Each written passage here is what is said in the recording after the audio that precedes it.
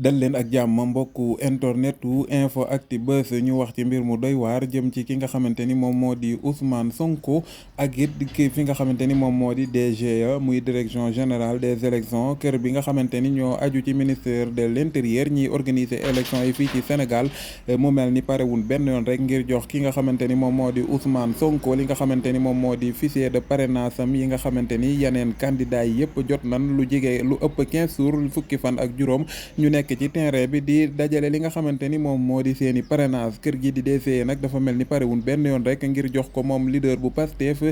candidat bi nga xamante ni mën na nit ñi ëpp ci réewu Sénégal moom lañ àndal pareegun ngir jox ko li nga xamante ni moom moo di seen ay moom moo di ay fichier fichier parrainage am bokk ngir mu mën a dugg ci askan wi dal di dagaan li nga xamante ni moom moo di seen kaddu kenn ku ne xam ne ni ginnaaw bi nga xamante ni kii di ministre de l'intérieur jëloon na dogal ni dafa rajje kii di Ousmane Sonko maanaam génne ko ci liste électorale yi maanaam bokkul ci ñi war a fal ak fale te nit bu fekkee fii ci réewum Sénégal mënoo fale rek yow kenn du la mën a fal loolee warloon yóbbu woon ko ci course crème ba course crème dal di joxoon dëgg ñi nga xamante ni ñoo di état bu Sénégal loolee waral ñu yóbbu woon ko fële tam ci li nga xamante ni moom moo di cour d'appel wala bokk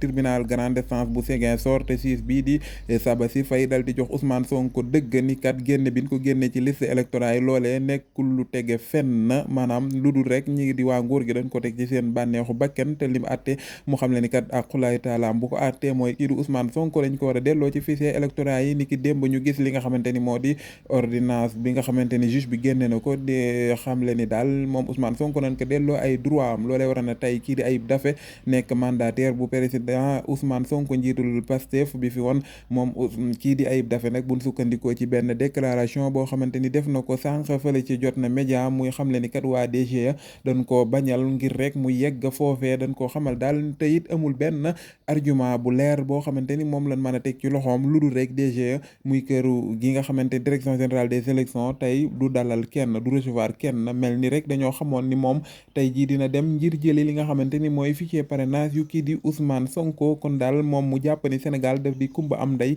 ak kumba amul ndey maanaam nekkunu ci état de droit dañoo nekk ci état boo xamante ni dictateur dëgg ak it néewal doole